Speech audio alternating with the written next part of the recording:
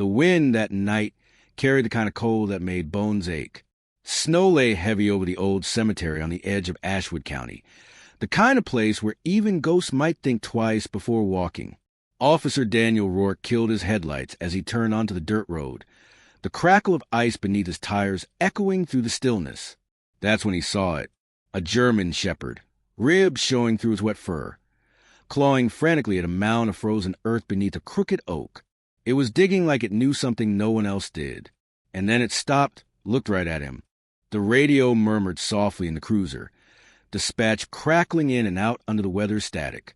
Daniel cut the engine, letting the quiet swallow him whole.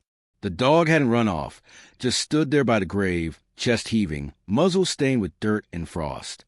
Daniel stepped out, boots crunching through the snow. His breath steamed in front of him like a ghost trying to speak. "Easy, boy," he said, voice low, steady. The shepherd growled, not in threat, more like warning. A low, guttural sound that made Daniel's pulse quicken. He shined his flashlight toward the grave. Someone had cleared the headstone. The name was faint beneath a thin crust of ice. Mara Kinley, 1989 to 2023. Daniel froze. He knew that name. He'd been there the night she went missing. The dog barked sharply, pawing again at the mound. Bits of frozen soil scattered like dark snow. Daniel holstered his flashlight and crouched down, his gloved hands brushing over the disturbed earth. There was something unnatural about the way the ground had been broken. Uneven, shallow, like it had been dug recently and then half buried again. His chest tightened. Someone had been here. The dog barked again, more urgent this time, then whined and looked back toward the woods beyond the cemetery fence. Daniel rose slowly, scanning the tree line. Beyond the gravestones, the forest loomed, black, skeletal branches reaching into the snowfall. He could feel it, the same quiet dread that had followed him since the Kinley case. He took a breath. "All right," he murmured. "Show me." The shepherd turned, trotting toward the fence gap, pausing just long enough to make sure he followed. The forest was a maze of ice and shadows. Branches cracked overhead. Snow muffled the sound of everything, except the dog's breathing and Daniel's boots crunching behind it. The dog stopped near an old hunting shack, half collapsed and covered in drifts. Its door hung open, swinging gently in the wind. Daniel raised his flashlight. Inside, dust, rot, and something else. A smell that didn't belong to the cold. Metallic. Sharp. He stepped in. The beam of light swept across a wooden table, and the blood smeared across it. Not fresh, but not old either. And beneath the table, a torn plastic tarp, half buried under straw. Daniel crouched, hand hovering over it. His mind screamed call in, but his instincts, the same ones that had driven him through every sleepless night of this job, told him to look. He pulled the tarp aside, a black leather glove.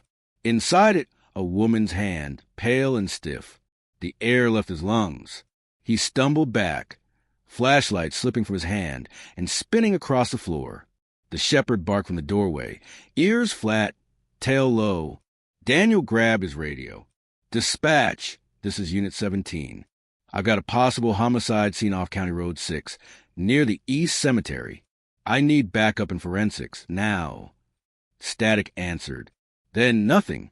He tapped the radio again. "Dispatch, come in." Silence. He looked up. Snow had begun to fall harder, the wind shrieking through the broken boards. The dog barked again, pacing at the door. He forced his breath steady and retrieved the flashlight. "It's okay," he muttered, moored himself into the animal. There was more in the corner. Another shape under the straw. Smaller. Wrapped tight. He swallowed, reached out, and froze as the dog growled. Low. Deep. A sound that said don't. "Easy," Daniel said. "I'm just—" The dog lunged forward and stood over the shape, teeth bared. Daniel lowered his hand. The shepherd's eyes locked onto his. Intelligent, desperate, afraid. Something told him the dog wasn't protecting itself. It was guarding whatever lay under that straw. He whispered, "Who are you, boy?" The shepherd whimpered, pressing its nose to the bundle. Daniel's light caught something at the edge of it. A tag. Not from clothing. A police evidence tag. His blood ran cold. He'd seen the handwriting before. It was his own. Hours blurred into seconds. He stood there, trying to remember. The Kinley case, Mara, missing 6 months ago. The body never found. A messy investigation that died with too many questions and too little proof. And now this. The dog let out a mournful sound, pawing lightly at the bundle. Daniel knelt beside it, pulling the tarp back just enough to see what was beneath. Not a body. A photograph. Torn down the middle. One side showed a man in uniform, Daniel himself. The other half was missing. He felt the world tilt. The dog moved closer, pressing against his arm, trembling. Its collar jingled. A faded leather strap, name tag barely legible. Cooper. His breath caught. That was her dog. Mara Kinley's. She'd mentioned it in her missing persons file. Her shepherd, Cooper, last seen outside her house the night she vanished. Daniel's mind reeled. The blood, the glove, the grave. It was all tangled together in a web that pointed back to him. And the dog, it had been trying to dig her out, or warn him. He stumbled outside, gasping for air. The cold bit at his skin like punishment. The wind howled through the trees. He looked back toward the cemetery. Faint lights flickering between the snow. Headlights. Back up. He waved an arm. Over here. But as the cruisers drew closer, something in his gut twisted. The lead car stopped short. Chief Harold Mays stepped out, face unreadable beneath the brim of his hat. Behind him, Detective Laura Kinley, Mara's sister. Daniel froze. Laura's eyes found him immediately. What the hell have you done, Rourke? He blinked. I called it in. There's a body or... Mays cut him off. You broke protocol, Rourke. You shouldn't even be near this case. Daniel's jaw clenched. Sir, I didn't. Laura moved past them both, stepping into the shack. Her flashlight swept the interior, then stopped on the tarp. A soft gasp left her lips. Oh my God! Daniel followed her gaze. The hand beneath the glove, gone. The tarp, gone. Only the photograph remained. Mays turned toward him slowly, his voice a low growl. You better start talking. Daniel opened his mouth, but words failed. The dog stood by his side, silent now, eyes fixed on the dark beyond the trees, as if it still saw something none of them could. Then, from the woods, came a sound that silenced them all. A shovel striking frozen ground. Once. Twice. Daniel turned, flashlight trembling in his hand. Someone still out there. Laura's eyes flashed. Then let's find out who. As they moved toward the noise, Cooper barked once, sharp and urgent, then sprinted ahead into the dark. The sound of digging stopped. Then came the scream. Daniel ran, breath burning, snow stinging his eyes. The trees thinned to a clearing where moonlight hit, something glinting silver, a shovel, half buried in frost. And beside it, another grave. Fresh. No headstone. Just a cross made from 2 sticks tied with a shoelace. The dirt was still wet. He knelt, heart hammering. There was a name scrawled in the snow beside it, shaky, uneven. Daniel Rourke. He staggered back. No. Laura's voice broke through behind him. What the hell is this? Mays raised his weapon. Step back, Rourke. Daniel's hands shook. This isn't me. I don't know who... Cooper barked furiously, running circles around the grave. Then, suddenly, he began to dig again, frantic, desperate, as though trying to reach something before they could stop him. Laura shouted, Cooper, no! But the dog didn't stop. Daniel dropped to his knees beside it, helping, clawing to the cold dirt until his fingers struck something solid. Wood. A small box. He pulled it free, wiping away the snow. Laura aimed her flashlight. Inside, a badge. His badge, covered in dried blood. The silence that followed was unbearable. Mays whispered, Jesus Christ. Daniel's throat tightened. Someone planted this. You have to believe me. Laura stared at him, tears welling. You were the last one to see my sister alive. You told me you didn't find anything that night. I didn't, he said. I swear to God I didn't. Cooper whined, pressing against him, then turned toward the woods again. His ears twitched. A faint shadow moved between the trees. Someone watching. Mays stepped forward, hand on his gun. Stay where you are. But the figure was gone, swallowed by snow and darkness. Daniel's breath came fast. We need to move. Whoever that was, they're the one who buried her. Laura's voice shook.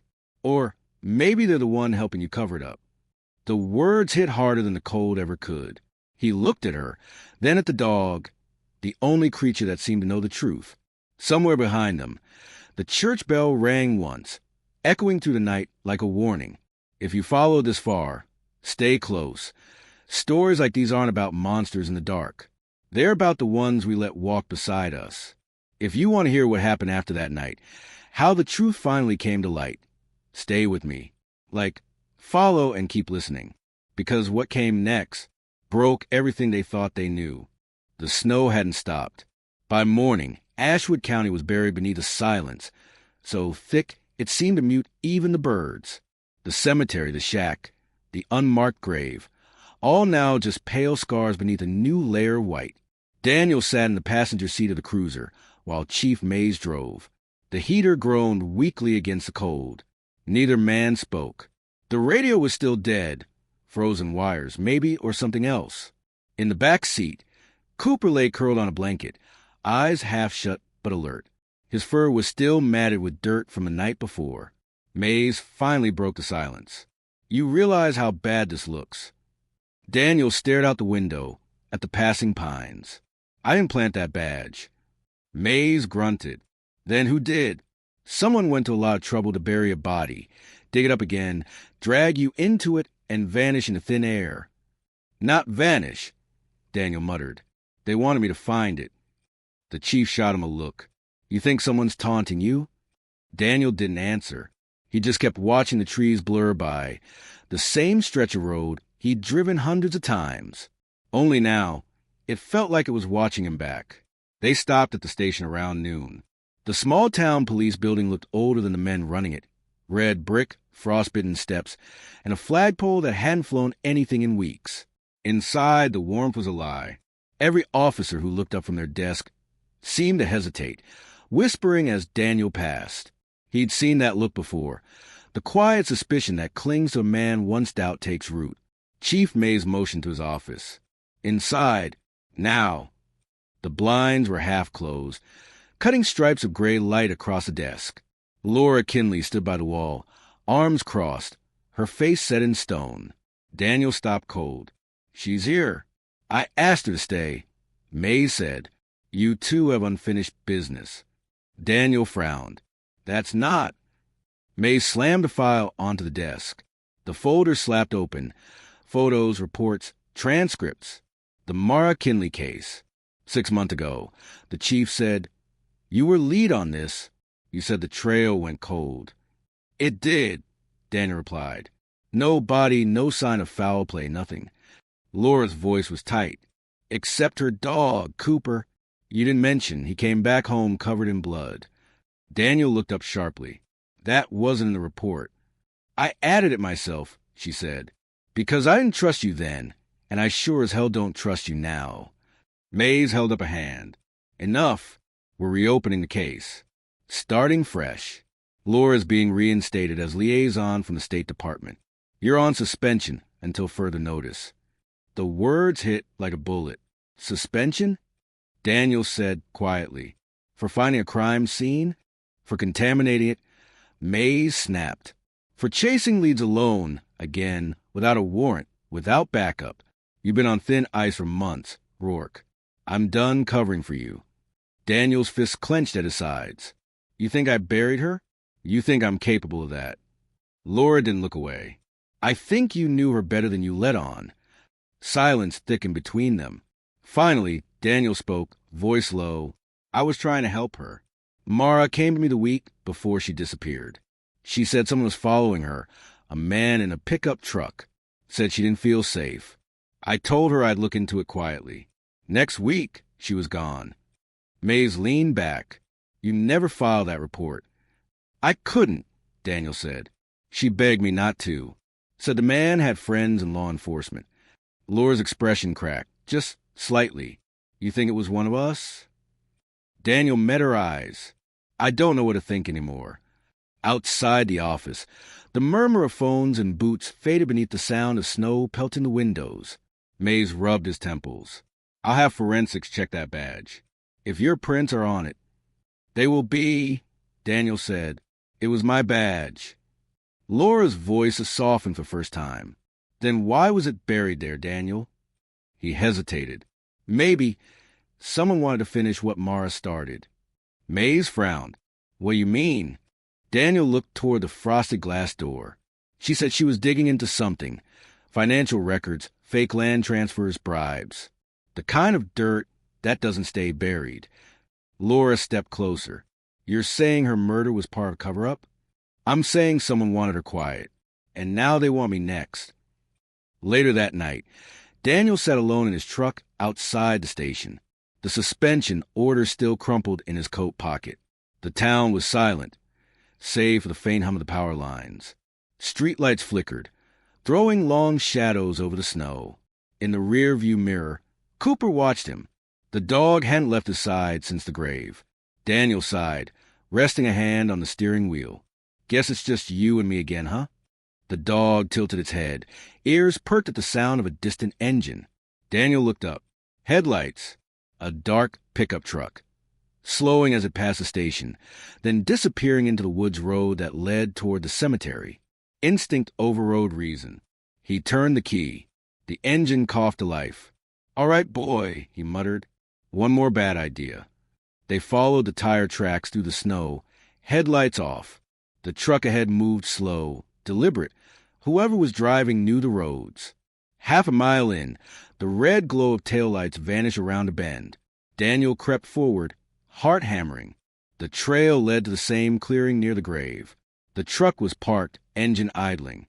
A man stood beside it, shoveling snow from the base of a tree. Daniel stepped out quietly, hand near his holster. Police, don't move. The man froze, then dropped the shovel and bolted into the woods. Cooper, Daniel shouted. Get him. The dog launched forward, sprinting after the figure through the snow. Daniel ran after them, branches whipping his face, his boots slipping on ice. He could hear Cooper barking closer, then fading, then a yelp. Cooper. No answer. He broke into a clearing, breath burning, chest tight, and stopped dead. The man was gone. Only the shovel lay there. And something else in the snow, a Polaroid photograph, half crushed. He picked it up. It showed a woman, Mara Kinley, alive, smiling, standing beside a truck, the same truck that was parked 20 feet away. By the time he returned to the vehicle, the driver's seat was empty. The truck engine was still running. On the passenger seat, someone had left a sealed envelope. Inside, a cassette tape. No label, no date, just his name scrawled in shaky handwriting. He turned it over in his hands, the cold biting his fingers. Then he glanced toward the woods. Come on, boy, he whispered. Let's go home. Back at his cabin, the fire crackled weakly in the hearth. Cooper lay by the door, whimpering softly in his sleep. Daniel sat at the table, tape deck in front of him. For a long time, he just stared at it. Finally, he pressed play. The hiss of static filled the room. Then a voice. Female. Shaky. Daniel. If you're hearing this, it means he found me. Please listen carefully. I don't have much time. The man in the truck, his name's not real. He works for them. For him. A breath. He said he'd bury me if I didn't stop. I think he already has. But if he did, you'll know where to look. Under the oak, by the old church, you'll find what they were hiding. The tape cut off. Daniel stared at it, frozen. Outside, the wind howled through the trees like laughter. Morning brought no peace. Daniel returned to the cemetery, not as an officer, but as a man with too many ghosts. The snow crunched under his boots as he approached the old church Mara had mentioned. The oak tree stood behind it, roots gnarled like old fingers. He began to dig. Cooper watched silent. The ground was hard, but after a few minutes, the shovel struck metal, a small tin box. Inside, a USB drive and a folded photograph. The photo showed 3 people, Chief Mays, a local councilman, and someone Daniel didn't recognize, standing outside a construction site, shaking hands. The USB was labeled Ashwood Project Confidential. Daniel's stomach sank. He pocketed it and turned back toward the road. That's when he heard footsteps crunching behind him. He turned, too slow. Something heavy struck the back of his head. The world tilted sideways, went white, then black. When consciousness returned, he was in the passenger seat of a moving truck, his wrists bound with zip ties, his head pounding. The driver was silent, face hidden by the shadow of a hat. Daniel croaked, "Who are you?" The man didn't answer, just drove. Outside the forest end. Ahead, through the blur of falling snow, Daniel saw a faint glow. Firelight. They were heading back toward the shack. He tried to move, but pain exploded behind his eyes. The driver finally spoke. "Should have stayed out of it, Officer Rourke." Daniel froze. The voice was familiar. The man turned his head slightly, just enough of the light to catch his face. Chief Harold Mays. "Jesus," Daniel whispered. "It was you." Mays smiled thinly. "You never were very bright, kid. You think Mara just stumbled onto something? She was blackmailing us. She thought she could threaten the council for a payout. That's not true." "Oh, it's true," Mays said. "Until you stuck your nose in. She told you, didn't she? About the files. That's why I had to make it look like you weren't on it." Daniel's pulse thundered. "You killed her." Mays shrugged. "You don't bury a problem if you can burn it." The truck slowed. "We're almost done." The night outside flickered with orange. Mays stopped the truck beside the shack. The firelight came from the inside. The place was burning. "Evidence," he said simply. Daniel struggled against the ties, but Mays leaned in close. "Don't bother. It's cleaner this way. 2 bodies, 1 story. A disgraced officer, guilty conscience, suicide by fire. People will believe it." He reached for his gun, and that's when Cooper lunged out of the dark. The window shattered, glass, snow, fur, fury. Mays shouted, firing wildly. Daniel kicked the door open, falling into the snow.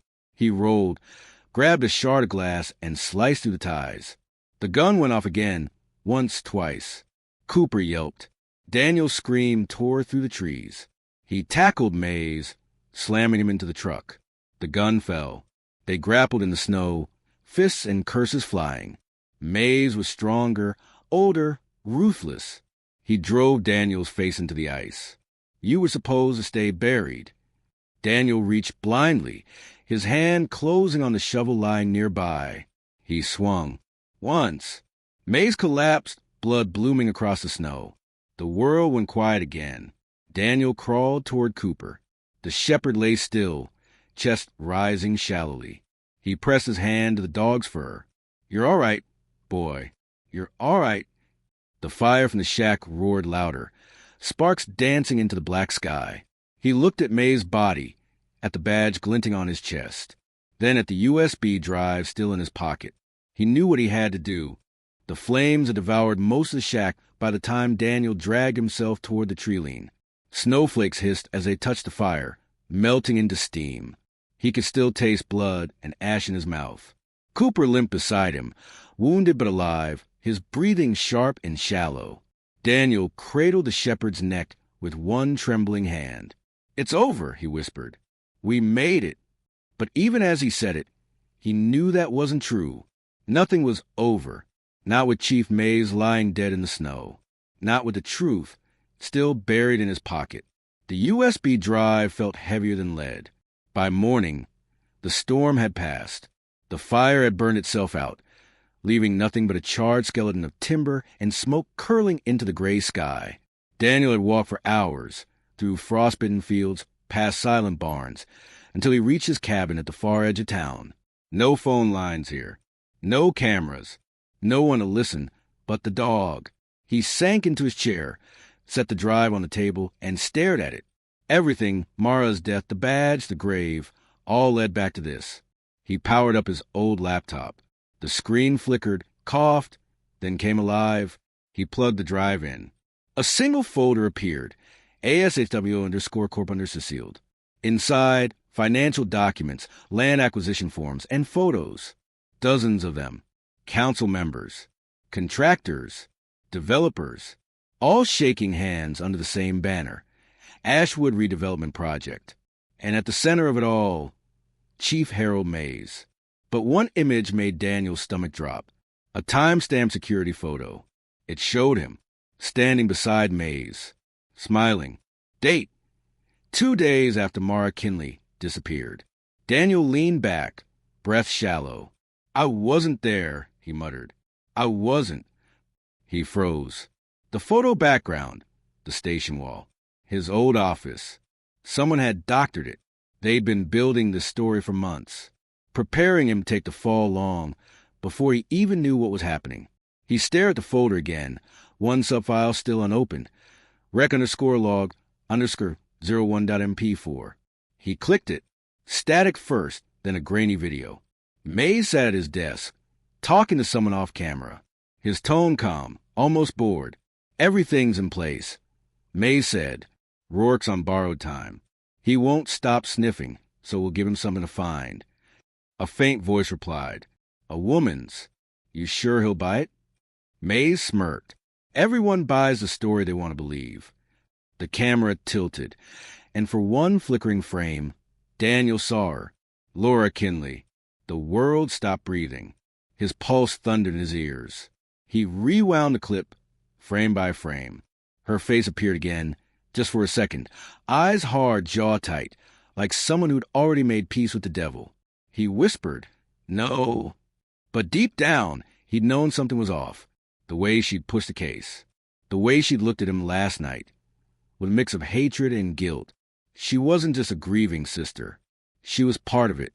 A low whine pulled him back to the room. Cooper, the shepherd, had dragged himself across the floor, muzzle resting on Daniel's boot. His fur was singed where the fire had caught him, but his eyes were clear. "You saved my life," Daniel murmured. Twice now. The dog gave a faint wag of the tail. Daniel smiled, the kind that hurts more than it heals. "Guess we're both running out of people to trust." He looked out the window. The snow had stopped, but the world outside was gray and still. Somewhere down the valley, sirens wailed. They'd find May's body soon. And when they did, everything would point to him, unless he got to Laura first. The drive to her place was a blur. Cooper sat in the passenger seat, head resting against the window. The town passed by like ghosts. Diners closed early, the gas station lights flickering, everything half buried in white. Laura lived in a cabin near the river. It was quiet, isolated, too quiet. Daniel parked 100 yards away and approached on foot, moving slow, careful. His breath puffed white in the air. He saw movement inside, a figure pacing. "Laura." He knocked once. The door opened an inch. She froze when she saw him. "You shouldn't be here." "You lied to me," he said. His voice was calm. Too calm. "You worked with Mays." She swallowed hard. "Daniel, you don't understand." "Then make me." She stepped aside, motioning him in. The cabin smelled of whiskey and burned coffee. A half-empty suitcase sat by the couch. "I didn't have a choice," she said finally. "Mays said if I didn't help him, he'd make it look like Mara was dirty, like she deserved what happened. He said he'd destroy her name." Daniel's voice cracked. "So you helped him destroy mine instead?" Tears gathered in her eyes. It wasn't supposed to go this far. He said no one would get hurt, just scared off. He slammed his fist into the table. "She's dead, Laura. Your sister's dead. You helped bury her." Laura flinched. "He told me she was alive when they took her. He said she'd disappear and start over somewhere else. I wanted to believe him." Daniel stepped closer. "But you didn't check, did you?" She shook her head, trembling. The truth sat between them like a wound. Cooper whined from the doorway. Laura looked at the dog and broke into a sob.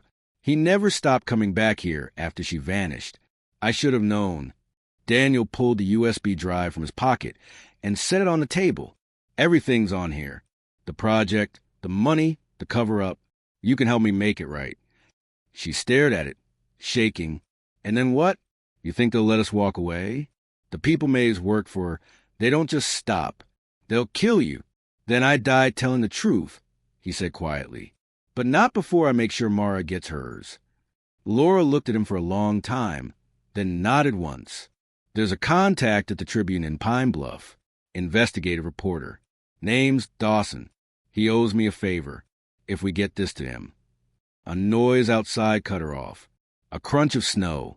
Footsteps. Daniel drew his gun. Stay back. The front window shattered, a bullet tearing through the glass. Laura screamed, ducking behind the counter. Cooper barked, teeth bared. Daniel returned fire through the doorway. Another shot answered, splintering the frame. They found us, he hissed. He grabbed Laura's hand. Back door. Move. They burst into the cold, sprinting through the trees toward the frozen river. Shots echoed behind them, slicing through the night. Cooper stayed ahead, darting between trees like a shadow. Keep going, Daniel shouted.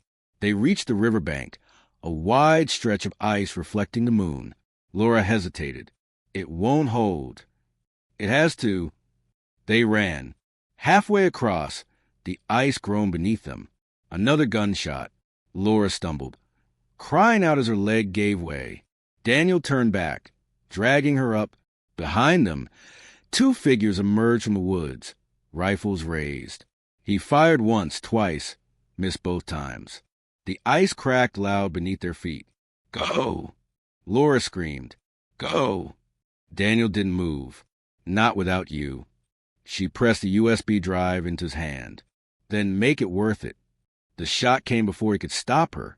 Laura fell backward, the ice breaking beneath her, plunging her into the black water below. Daniel shouted her name, but it was swallowed by the wind. He ran, didn't look back, didn't stop until the river curved into the hills and the gunfire faded. Cooper limped beside him, bleeding from the shoulder. They collapsed near an old bridge, breathless, broken, alive. Daniel stared at the drive in his hand. The last proof of everything. You did good, boy, he whispered. We're almost done. The shepherd licked his hand once, weakly, then went still. Daniel's throat closed. He pressed his forehead against the dog's fur, feeling the warmth fade beneath his palms. Snow began to fall again, soft, silent.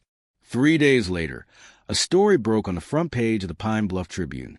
Ashwood scandal. Chief and counsel implicated in land fraud, bribery, and cover-up. The article was anonymous. No byline. No source. But at the bottom, a single photo was printed, a German shepherd standing beside an old wooden cross. Snow falling around him. The caption read, Some graves refuse to stay quiet. A month later, a man in a hooded coat walked down the main street of Ashwood at dawn. He carried no badge, no weapon, just a small metal tag that read Cooper. He stopped by the cemetery gate, looking at the grave beneath the oak tree. Fresh flowers lay there, no footprints around them. He placed the tag beside the headstone and whispered, You can rest now.